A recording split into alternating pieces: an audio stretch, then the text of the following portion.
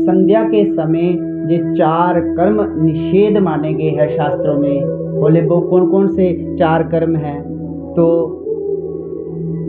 कहते हैं संध्या काले तो समप्राप्ते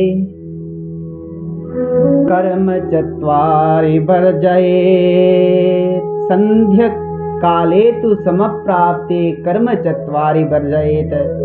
शाम के समय संध्या का बेला हो, जब सूर्य अस्त हो रहा हो, तो हमें ये 4 कार्य कभी नहीं करने चाहिए। तो बोले कौन कौन से हैं? बोले आहारम मैथुनम निद्राम स्वाध्यायात् विशेषतः। पहला आहार, भोजन कभी नहीं करना चाहिए।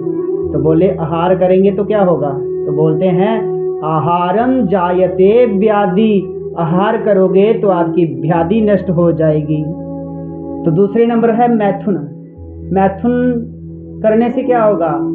बोले दुष्ट संतति पैदा होगी। जैसे कश्यप जी के बार बार मना करने पर भी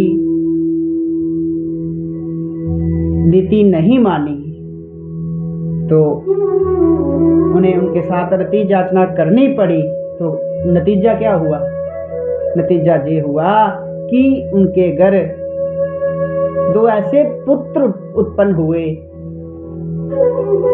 जिनको मारने के लिए स्वयं भगवान को आना पड़ा। हिरण्याक्ष और हिरण्यकश्यप।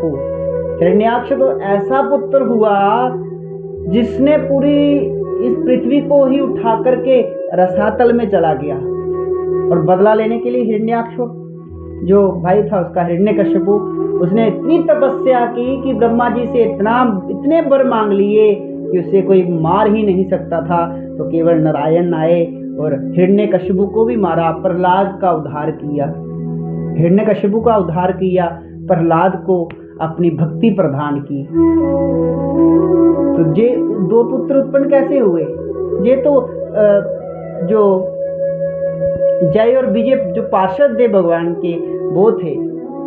ये तो अलग कथा आती है। तो जो माता दिति ने संध्या का समय था तो कश्यप जी से रति याचना की थी, तो उसी का नतीजा ये निकला कि उनके घर 2 राक्षस पुत्र उत्पन्न हो गए।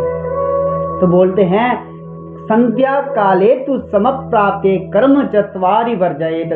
शाम के समय, संध्या के समय ये 4 कार्य कभी ना करें। तो तीसरे नंबर पर आता है निद्रा। तो बोले निद्रा से क्या होगा? निद्राम क्षीयते लक्ष्मी।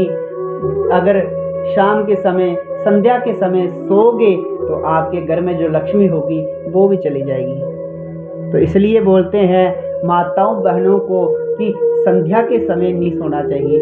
हमारे बुजुर्ग बोलते हैं ना कि बेटा अभी संध्या का समय है, शाम का समय है, उठ जा, सूर्य अस्त हो रहा है, अभी सोना नहीं है।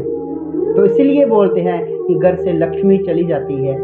तो फिर आता है स्वाध्याय। तो बोले स्वाध्याय करने से क्या होगा? तो बोलते हैं स्वाध्याय करने से जो पिछला पड़ा हुआ वो भी विस्मरण हो जाता है, भूल जाता है। स्वाध्याय विस्मरणम भवेत। जो आपने पहले पढ़ा होगा वो भी आपका भूल जाएगा, आपको वो भी याद नहीं रहेगा। इसलिए ये 4 कर्म कभी ना करें संध्या के समय।